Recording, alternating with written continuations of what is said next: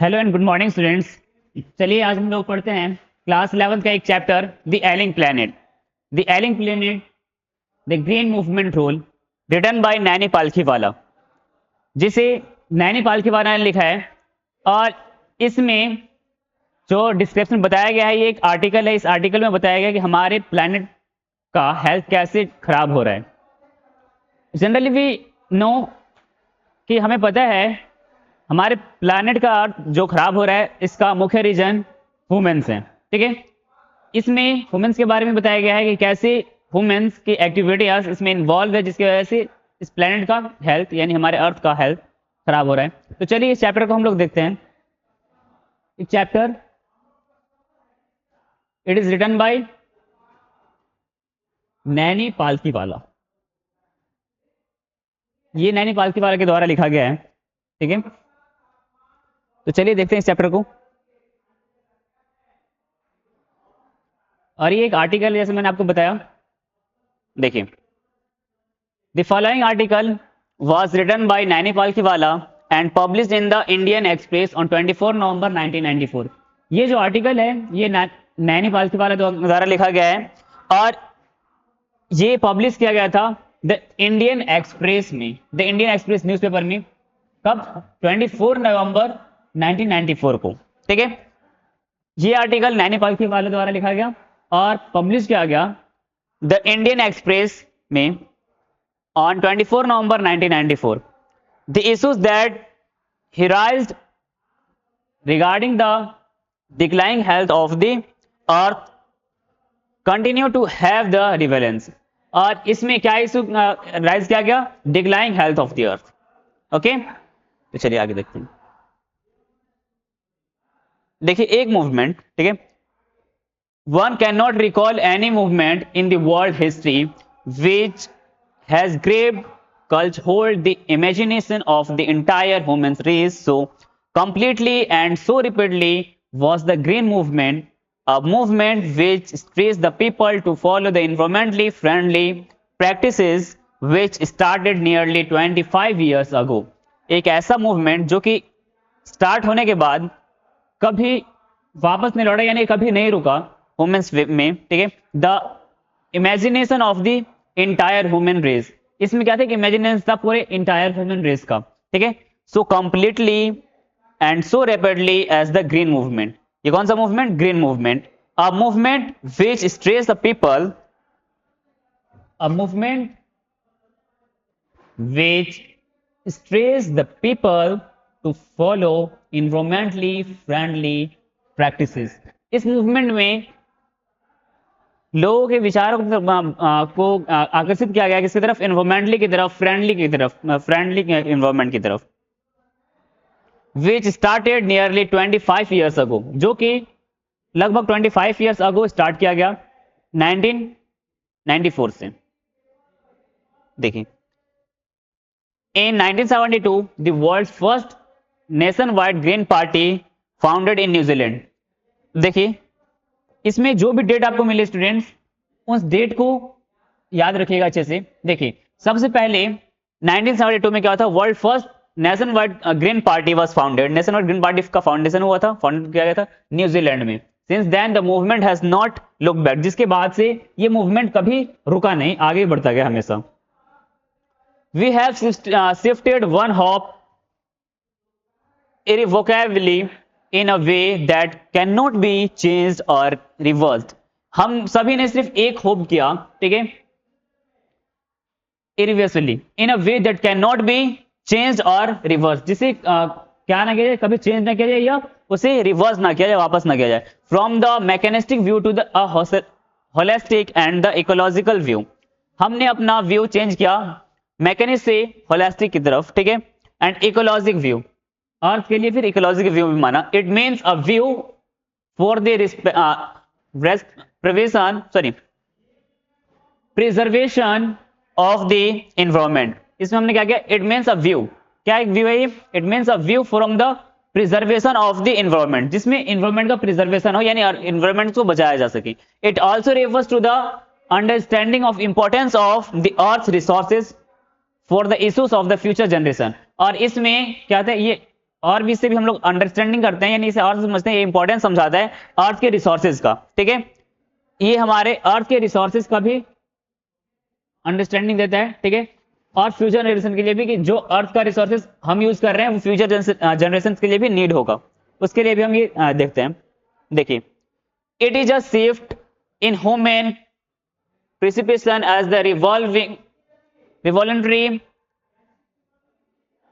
involving a complete change as that introduced by the Copernicus, who thought mankind in the 16th century that the earth had the other planet revolves the around the sun। देखिए, it is shift in human precipitation, ये shift हुआ था human precipitation में, ठीक है, revolutionary involving a complete change. ये क्या आया था? कंप्लीट चेंज लेकर आया था, as that the introduce by the copper निकस, जिसे कॉपर निकस ने बताया था, ठीक है,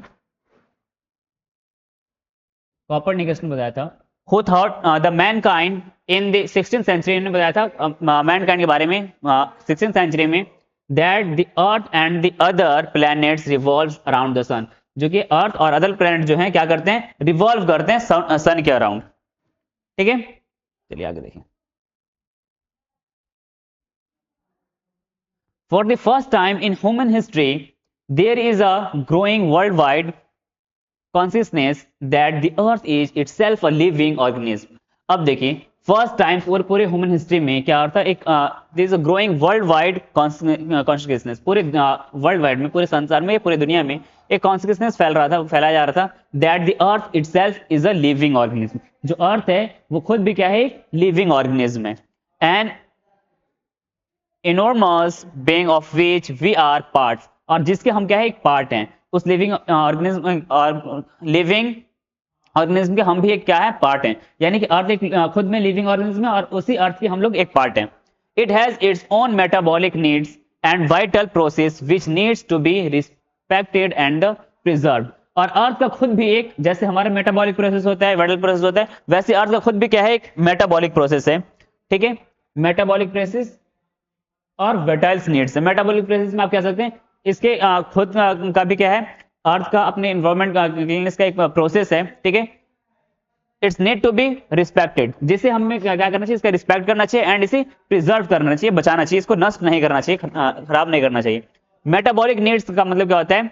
देखिए, needs of a living organism that enables them to have a chemical process that causes of food to be used for the growth and energy। Metabolic process जो भी मतलब मान के चलिए खाने की जरूरत है या केमिकल, उसको आप जो भोजन ग्रहण करते हैं उसको केमिकली तरीके से प्रोसेस में चेंज करते हैं and cause B use for growth, और उसका ग्रोथ के लिए या एनर्जी के लिए यूज करते हैं, उसी को कहते हैं हम लोग मेटाबॉलिक प्रोसेस। तो वैसे ही हमारे अर्थ का भी क्या है? जो रेन है, समय पे बारिश होना, समय में अच्छे से धूप निकलना, ये हमारा क्लाइमेट चेंजेस जो है अच्छा रहना, ये एक अर्थ का हमारा मेटाबॉलिक प्रोसेस रहता है।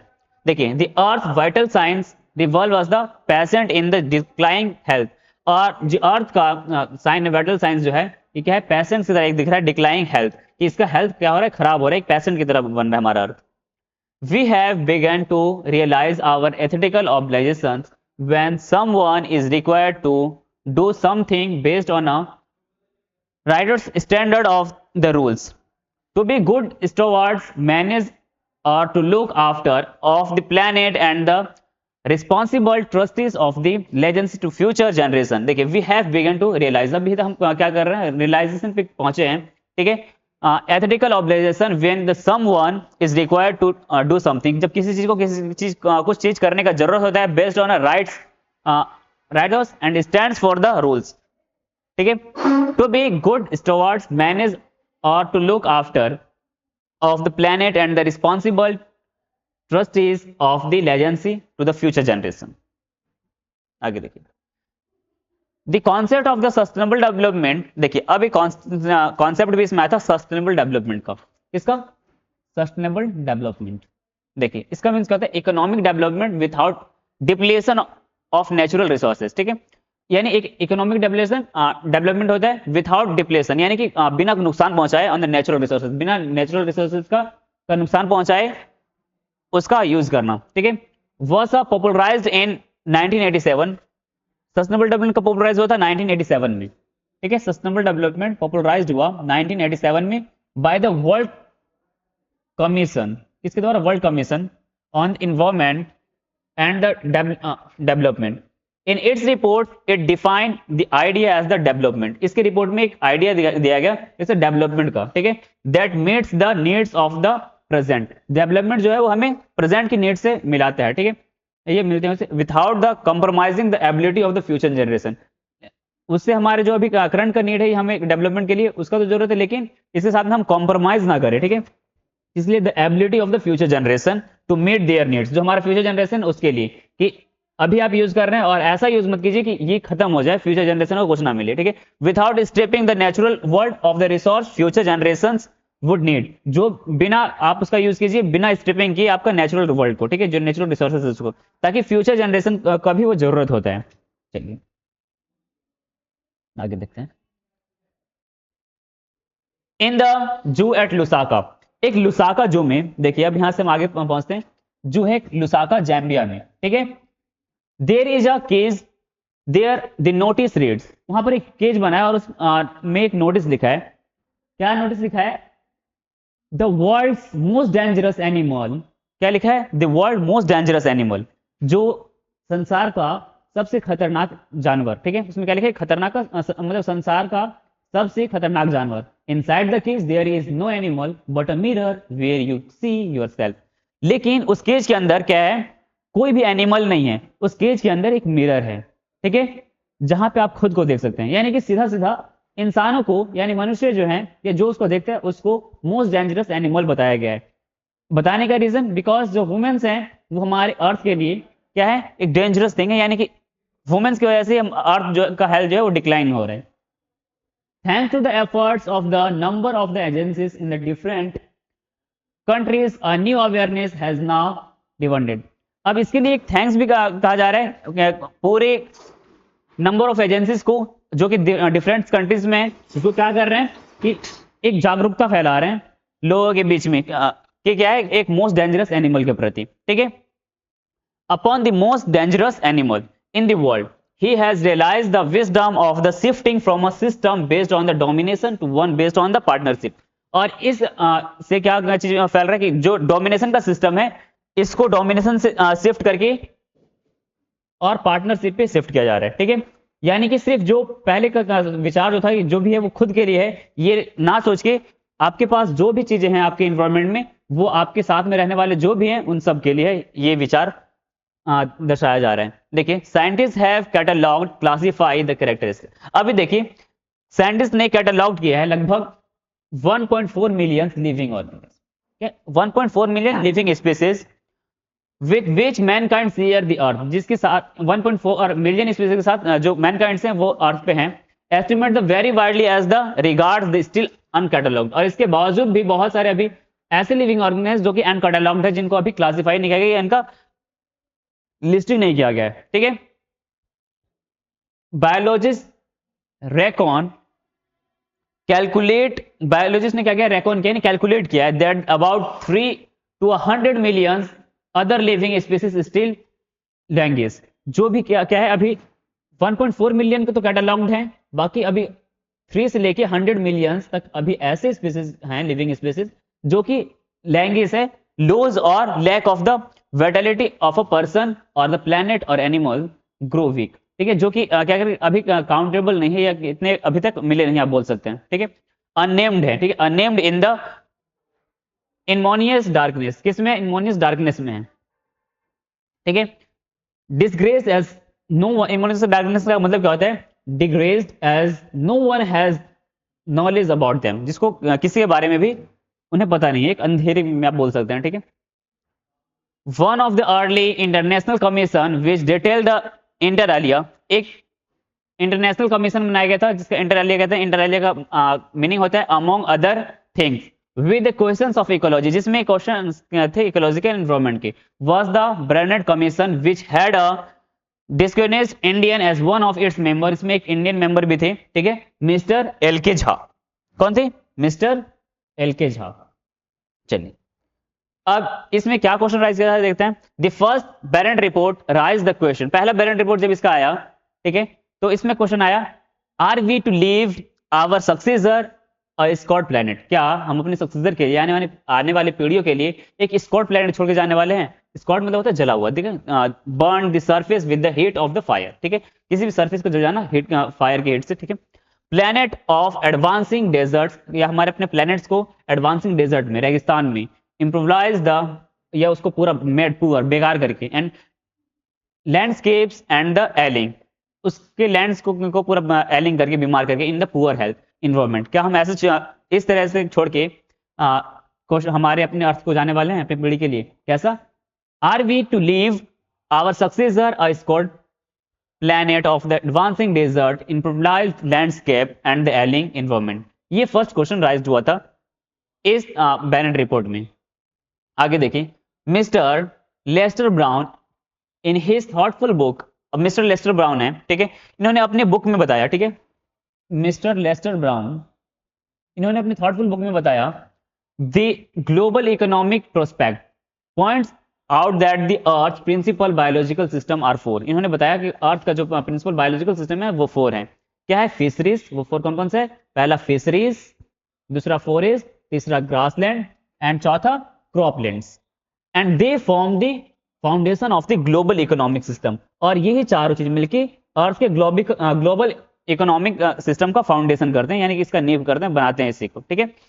आगे देखिए, in addition to supplying our food, इसमें इन्हीं फोर प्रिंसिपल से, इन्हीं फोर जो चीजें आपने इन्होंने बताया मिस्टर लेस्टर ब्राउन ने, इनके इसी चीज से क्या होता है, जो हमारा अर्थ का सिस्टम है वो चलता है। For this four system provide the virtually all the raw materials, यही फोर सिस्टम जो है वो पूरे रॉ मटेरियल्स प्रोवाइड करते हैं फॉर द इंडस्ट्रीज, पूरे इंडस्ट्रीज के लिए, except the minerals and the petroleum, सिर्फ मिनरल्स और पेट्रोलियम को छोड़ के, डिराइव्ड सिंथेटिकली, जो कि सिंथेटिकली डिराइव किया जाता है। सिंथेटिकली का मीनिंग होता है artificial substance. In large areas of the world human claims on this system are reaching and unsustainable. अब देखिए, इसमें लार्ज एरियाज ऑफ वुमेन के बीच में क्या चीज फैल रहा है कि जो हमारे ये चीजें हैं वो अनसस्टेनेबल लेवल पे जा रही हैं। कहाँ पे? अनसस्टेनेबल, जो कि अभी यूज तो कर रहे हैं बट इन फ्यूचर ये क्या हो सकता है? खत्म हो सकता है। A point where there productivity is being impaired, जहां पे इनका प्रोडक्टिविटी क्या हो? इंपेयर्ड हो जाए, ठीक है, वीकेंड और डैमेज, यहाँ पे खत्म हो जाए, शायद फ्यूचर में ये चीजें ना मिले। व्हेन दिस हैपेंड, जब ये अगर ऐसा होता है फ्यूचर में ये जो हमारी चीजें हैं ये नहीं मिलती, तो क्या होगा? फिशरीज कोलैप्स, सारी फिशरीज जो है वो कोलैप्स हो जाएंगी, ठीक है, फॉरेस्ट डिसअपियर, फॉरेस्ट जो है वो डिसअपियर हो जाएंगे, दिखने बंद हो जाएंगे। Grassland are converted into the baron wastelands, जो ग्रासलैंड है वो बैरन वेस्टलैंड में कन्वर्ट हो जाएंगे। एंड द क्रॉपलैंड्स डेट्रिएट, और क्रॉपलैंड जो है वो डेट्रिएट हो जाएंगे, बंजर्स हो जाएंगे। इन a protein conscious and the protein hungry world, overfishing is the common everyday. और इस प्रोटीन हंगर वर्ल्ड में क्या है? जो ओवरफिशिंग जो है वो कॉमन हो गया हर एक दिन में। देखिए, in poor countries local forest are being declined in order to the procure the firewood for cooking. अब देखिए, पुअर कंट्रीज में जो लोकल फॉरेस्ट है, जो पुअर कंट्रीज की लोकल फॉरेस्ट, यानी कि वहाँ के जो जंगल हैं वो क्या क्या हो रहे हैं? सारे डेसिमेटेड किए जा रहे हैं इन order to the procure the फायरवुड्स for cooking. उस वहाँ का फॉरेस्ट का लकड़ी का को काटा जा रहा है और फायरवुड के लिए, यानी जलाने के लिए, जला के खाना बनाने के लिए उसका यूज किया जा रहा है। इन some places firewood has become so expensive that, अब कई जगह पे जो फायरवुड है, यानी वो लकड़ी जो है जिसको जलाने के लिए उपयोग किया जाता है, वो ज्यादा एक्सपेंसिव है, यानी महंगे हैं। What goes under the pot now costs more than what goes inside it. अब इसका मतलब क्या है? What goes under the pot, जो पोट के नीचे, यानी बर्तन के नीचे जो जाता है, यानी कि लकड़ी, ठीक है, जो फायरवुड है वो जाता है pot, now costs more than what goes inside it, जो बर्तन के अंदर जो खाना पकता है, यानी जो ग्रेन्स है, अनाज है, उससे भी ज्यादा महंगा क्या चीज बिक रहा है? वो लकड़ी बिक रहा है अभी के समय में। आगे देखिए, since the tropical forest is in the words of the doctor Myers the powerhouse of the evolution. इसमें डॉक्टर मेयर्स हैं, ये बताते हैं जो ट्रॉपिकल फॉरेस्ट है वो क्या है? पावर हाउस है इवोल्यूशन का, ठीक है। And several species of life face the extinction as the result of its destruction. और कुछ ऐसे लाइफ अभी भी हैं जो क्या है, खत्म हो रहा है धीरे धीरे, क्योंकि ट्रॉपिकल फॉरेस्ट में क्या हो रहा है? नष्ट हो रहा है। It has been well said that the forest precedes the property inherited from father or ancestor. Mankind deserts follow. Next देखिए, अब देखिए द वर्ल्ड एनसीआर पार्टिमनी, वर्ल्ड को एंशिएंट पार्टिमनी देखिए, property inherited from the father और annexure of the tropical forest is now eroding at the rate of the 40 to 50 million acres per acres a year। अभी जो ये forest हैं वो नष्ट हो रहा है धीरे धीरे, वो किस रेट से, 40 to 50 मिलियन एकड़ पर ईयर, ठीक है। And the growing use of the Dang for the burning, और जो भी इसको ग्रोइंग यूज है वो डंग्स का भी बर्निंग के लिए यूज किया जा रहा है, जलाने के लिए यूज किया जा रहा है। Depriving the soil of an important natural fertiliser. अब डंग का भी यूज किस लिए किया जा रहा है, डंग्स यानी कि जो वेस्टेज होते हैं एनिमल का वेस्ट, उसका भी यूज किया जा रहा है जलाने के लिए, जिससे नेचुरल फर्टिलाइजर जो है, जो अर्थ को नेचुरल फर्टिलाइजर मिल जाता है जिससे प्लांट्स अच्छे से ग्रो होते थे, वो भी हमारे अर्थ को फर्टिलिटी को नहीं मिल रहा है, ठीक है। आगे देखिए, the world bank estimates that a 5-fold increase in the rate of forest planting is needs to be cope with the expected fleetwood demanded in the year 2000। अब year 2000 तक में जो एक वर्ल्ड बैंक एस्टिमेट करता है, बताता है कि इसको इंक्रीज करना पड़ेगा 5 टाइम्स तक में जितना प्लांटिंग हो रहा है, जितना नीड्स अभी फायरवुड का या फ्लीवुड मतलब होता है वुड जो कि फ्यूल के जगह पे जैसे आप यूज करते हैं, ठीक है। वो 2000 तक में इसकी डिमांड को देखते हुए क्या करें, 5 टाइम ज्यादा प्लांटिंग करना चाहिए, ठीक है। जेम्स पे the president of the world resource institute said the other day, के बाद उन्होंने एक जेम्स पेथ है, इन्होंने कहा, ये प्रेसिडेंट है वर्ल्ड रिसोर्स इंस्टीट्यूट की, इन्होंने कहा we were saying that we are losing the forest at an acre a second. हम क्या कह रहे हैं कि हम फॉरेस्ट को खो रहे हैं, कैसे, 1 एकड़ पर सेकेंड, एन एकड़ पर सेकेंड, एक सेकेंड में 1 एकड़, but it is much loser closer to N एकड़ and half to a second. लेकिन ये इस तेजी से भी और ज्यादा फास्ट होने वाला है, हम लोग आधे सेकंड में 1 एकड़ फॉरेस्ट खोने वाले रहेंगे। अब article 48A of the Constitution of India provides that the state shall involve trying hard to achieve the something। अब देखिए आर्टिकल 48 में क्या है, इंडियन कॉन्स्टिट्यूशन के according India provides that the state shall involve, जो स्टेट्स हैं उनको involve करना है trying hard to achieve something, ठीक है, to protect and improve the environment. क्या स्टेट्स को करना चाहिए कि अपने जो है कि इन्वायरमेंट को प्रोटेक्ट करना है, बचाना है, ठीक है, and to safeguard the forest and the wildlife of the country. और जो वहाँ के स्टेट के फॉरेस्ट हैं उनको बचाना है, और वाइल्ड लाइफ जहाँ पर वाइल्ड में एनिमल्स जो हैं उनको भी बचाना है। ये क्या हमारे इंडियन कॉन्स्टिट्यूशन में है कि जितने भी स्टेट गवर्नमेंट्स हैं उनका ये जरूरत है कि वो अपने स्टेट्स के फॉरेस्ट को बचाएं, और वहां पे जो वाइल्ड लाइफ है यानी कि जो जंगली जीव हैं, वन्य जीव, उनका संरक्षण करें, ठीक है। बट व्हाट कॉजेस एंडलेस एंग्यूस, लेकिन ये जो क्या है, ये सब एंडलेस जो आता है, ठीक है, pain suffering, it is the fact that laws are never respected nor enforced in the India. इसमें क्या, इसका मतलब सीधा सीधा क्या है कि लॉस तो इंडिया में बनाए जाते हैं, कानून बना दिया जाता है, लेकिन कभी भी इन्फोर्स नहीं किया जाता है, उसको लागू नहीं करते हैं, ठीक है, सिर्फ बना के छोड़ दिया जाता है इंडिया में। For instance the constitution says that the casteism, ठीक है, जैसा हमारा कॉन्स्टिट्यूशन कहता है, ठीक है, कास्टिज्म को लेके discrimination on the ground of the caste, ठीक है, जो डिस्क्रिमिनेशन है वो नहीं होना चाहिए कास्ट को लेके। लेकिन हमारे जैसे हम बोल रहे हैं कि इंडिया में कानून बना दिया जाता है लेकिन उसका पालन नहीं होता है, अभी भी क्या होता है कि डिस्क्रिमिनेशन किया जाता है कास्ट को भी लेके, ठीक है।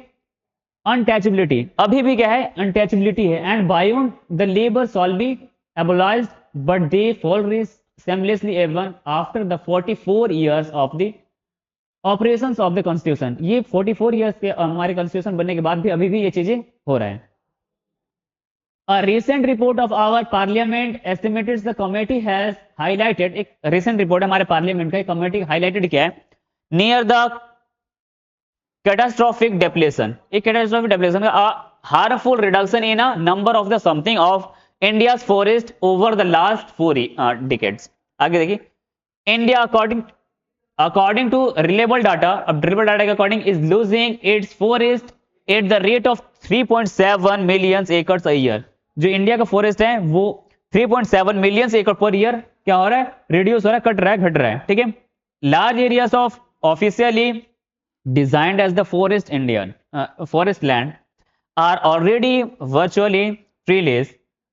अब देखिए हमारे इंडिया का जो लार्ज एरिया जो है officially designated as the forest land, जो क्या डेजिग्नेट किया है फॉरेस्ट लैंड में, आर ऑलरेडी वर्चुअली ट्रीलेस, जो क्या है अभी ट्रीलेस है। The actual growth of the forest is estimated to be about 8 times, लेकिन जो एक्चुअल रेट है हमारे फॉरेस्ट का वो क्या है 8 टाइम्स ज्यादा है, ठीक है, times the rate indicated by the government statistics, जो गवर्नमेंट हमें दिखाता है स्टैटिस्टिक्स, गवर्नमेंट के आंकड़े के अकॉर्डिंग जो है उससे जितना वो सोच के चलता है उससे 8 टाइम ज्यादा क्या है ऐसी बंजर जमीन यानी फॉरेस्ट नहीं है। आगे देखिए, a 3-year study using a satellite and the aerial photography, अब 3 ईयर के स्टडी के बाद एक photography and aerial conducted by the United Nation, जिसे कंडक्ट किया था यूनाइटेड नेशन ने, warns that the environment has deteriorated so badly that it is the critical in the many of the 88 countries investigation, 88 country के investigation के बाद पता चला कि जो हमारे अर्थ का सिचुएशन है वो काफी क्रिटिकल है, यानी कि हर एक जगह पे जंगल जो है यानी फॉरेस्ट जो है वो नष्ट हो जा रहे हैं। There can be no doubt that the growth of world population is one of the strongest factor destroying, और इसमें कोई डाउट नहीं है कि इसमें जो फॉरेस्ट का इतना यूज हो रहा है या जो हमारे अर्थ का क्लाइमेट जो है वो डिस्ट्रॉय हो रहा है या क्रिटिकल सिचुएशन आ रहा है, इसका मुख्य रीजन क्या है, पॉपुलेशन, ठीक है, इसमें कोई डाउट नहीं, पॉपुलेशन की वजह से ये सब ज्यादा प्रॉब्लम्स आ रहे हैं, ठीक है। Population is one of the strongest factor destroying deform the disfigure the future of the human society. It took mankind more than a million years to reach the first billion. अब क्या है, it took the mankind, इसमें लोगों का संख्या जो बढ़ा है more than a million years, million से भी ज्यादा बढ़ गया फर्स्ट बिलियन में, ठीक है। that was the world's population around the year 1800, जो क्या था वर्ल्ड पॉपुलेशन 1800 में था। by the 1900, अब 1900 में कितना हुआ, सेकंड बिलियन was added। यहाँ पर देखिए 1 मिलियन से बिलियन पहुंच फर्स्ट मिलियन से 1 मिलियन और बढ़ने में कितने बिलियन ईयर्स लगे, बट 18 से लेके 1900 तक में एक और बिलियन इसमें ऐड हो गया, ठीक है। Second billion was added and the 20th century has added the other 3.7 billion, लेकिन 13th सेंचुरी तक आते आते तक में फिर 20th सेंचुरी तक आते आते तक 3.7 बिलियन और भी पॉपुलेशन बढ़ गया, ठीक है। तो देखिए यहाँ पर कितना तेजी से पॉपुलेशन बढ़ रहा है। The present world population is estimated at 5.8 billions, और अभी का जो पॉपुलेशन लगभग है वो कितना है 5.8 billions। Every 4 days the world population increase by 1 million, हर एक चौथे दिन में लगभग पूरे अर्थ का पॉपुलेशन 1 मिलियन इंक्रीज हो जा रहा है। Fertility falls as incomes rise, fertility से क्या होता है, income rise, education spreads and the health improves, ठीक है।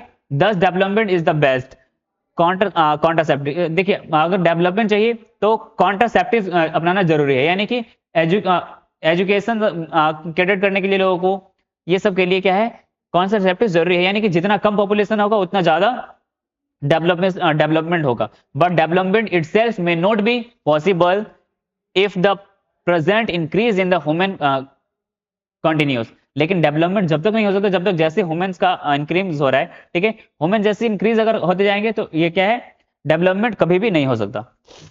आगे देखिए, द रिच गेट रिचर, इसमें क्या होते हैं अमीर जो है वो और अमीर हो जाते हैं, and the poor बेजेट्स give life to the children which condemns find the guilty of the something them the remains poor, इसमें क्या है गरीब और गरीब बनते जा रहे हैं, अमीर जो है वो और अमीर बनते जाते हैं, ठीक है। मोर child does not means more workers, ज्यादा बच्चे का मतलब ये नहीं है कि ज्यादा वर्कर्स हैं।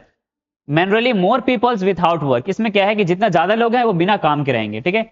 It is not suggest that the human beings be treated like a kettles and the complexly stirred, इसका मतलब ये भी नहीं कि क्या है कि ह्यूमन को कैटल्स की तरह ट्रीट किया जाए, जैसे जो कैटल्स होते हैं उन्हें क्या होता है कि इंजेक्शन वगैरह लगा दिया जाता है, ठीक है, make the free from the bacteria, sorry. It is not suggest that the human beings are treated like a cattle and compulsory sterilized, ठीक है, make free from the bacteria and other microorganisms, but there is no alternative voluntary, ठीक है, done or given of the one's free will, family planning without introducing an element of the concern. The choice is the really between the control of population and the perpetuation keep going of puberty, ठीक है। तो इसमें population को रोकने के लिए family planning best है। The population of India is estimated to be 920 million today, अभी इंडिया का पॉपुलेशन लगभग 920 मिलियन है, ठीक है। more than the entire populations of the Africa and South America put together. और ये जो इंडिया का पॉपुलेशन है वो अफ्रीका को और साउथ अमेरिका को दोनों को अगर पॉपुलेशन को एक साथ मिला दिया जाए तभी भी ज्यादा है. No one familiar without the condition in the India would doubt that the hope of the people would die in their hungry headmans unless the population control is given top most priority. जब तक अगर population को top most priority ना दिया जाए तो India में जो भी है क्या है कि लोग भूख से मरने लगेंगे अगर ऐसा पॉपुलेशन ज्यादा इंक्रीज होता रहा तो. ठीक है. For the first time human history we seen a transcending concern. हमने पहली बार ह्यूमन हिस्ट्री में देखा है transcending concern, a concern that existed for a very long time and has the passes down from one generation to another generation. The survival not just of the people but of the planet. Survival सिर्फ peoples के लिए नहीं होना चाहिए, planet के लिए भी होना चाहिए. We have begun to take a holistic view of the very basis of our existence. हमें सब चीज पे हमारे जो बेसिक नीड्स हैं, बेसिक व्यू उन सब पे हमें ध्यान रखना चाहिए जो हमारा अर्थ भी है. The environment problem does not necessarily single our damage. जो अर्थ एनवायरमेंट है वो प्रोबेबली डैमेज नहीं है सिर्फ हमारे अर्थ के लिए. ठीक है. It is our passport for the future. ये हमारे फ्यूचर के लिए भी पासपोर्ट है. The emerging new world vision has assured, ठीक है, guide someone somewhere. In the era of the responsibility, it is a holistic view, an ecological view, seeing the world as an integrated whole rather than a dissociated the collection of parts. आगे देखिए. Industry has a most crucial role of the play in the this new era of the responsibility. इसमें जो हमारा industry है वो भी क्या है, एक मेन रोल प्ले करता है. What a transformation would be affected if more businessmen shared the view of the chairman of DuPont, Mr. Edgar S. Woodler. देखिए अगर क्या ऐसा क्या होगा, ट्रांसफॉर्मेशन वुड बी अफेक्टेड. क्या होगा, ट्रांसफॉर्मेशन जो होगा अफेक्ट होगा, चेंज होगा. इट मोर बिजनेसमैन, अगर इफ ज्यादा से ज्यादा बिजनेसमैन अगर व्यू शेयर करें, जैसे कि एक चेयरमैन है हमारे ड्यू पॉन्ट की, mister Edgar S. Woodler, who 5 years ago declared himself to the company's chief environmental officer. इन्होंने खुद को कंपनी के चीफ इन्वायरमेंटल ऑफिसर डिक्लेयर कर दिया. He said, उन्होंने कहा, our continued existence as a leading manufacturer requires that we excel in the environmental performance. आगे देखिए. Of all the statements made by the Margaret Thatcher during the years of the Prime Minister, none of has passed so decisively declare and the definitive into the current coin of the English uses as her facilities. Well chosen words. इन्होंने कहा, किसने, आगे. अब देखिए, no generation has a freehold. कोई भी generation क्या है, फ्री होल्ड नहीं है. ठीक है. परमानेंट टेन्यूर ऑफ लैंड और द प्रॉपर्टी. ठीक है. फ्री होल्ड यानी कि उसका खुद का कभी चीज नहीं है, परमानेंट वो किसी के लिए नहीं है. ठीक है. ऑन दिस अर्थ, इस अर्थ पे परमानेंट उसका कोई भी चीज नहीं है. All we have is a life tendency. अभी हम लोग सभी के पास क्या है, लाइफ का tendency, possessions of the land with a full repairing less. ठीक है. टेंडेंसी हम लोग किराए पे हैं, या जो हम लोग को इसको किराया चुकाना होगा कैसे, उस पूरे अर्थ को जो आप नष्ट करें उसको रिपेयर करके. अब देखिए मिस्टर लेस्टर ब्राउन ने क्या कहा, we have not inherited this earth from our forefathers. मतलब जो हमारा ये अर्थ है वो हमें अपने बाप दादाओं से जागीर में नहीं मिला है, फोर फादर्स की जागीर में नहीं मिला है. We have borrowed it from our children. हमने इसे उधार लिया है अपने बच्चों से, और हम जिस चीज को उधार लेते हैं उन्हें हमें वापस भी देना होता है. तो चलिए, इस चैप्टर में हमारा इतना ही था. फिर मिलते हैं हम लोग अपने नेक्स्ट वीडियो में. Thank you students.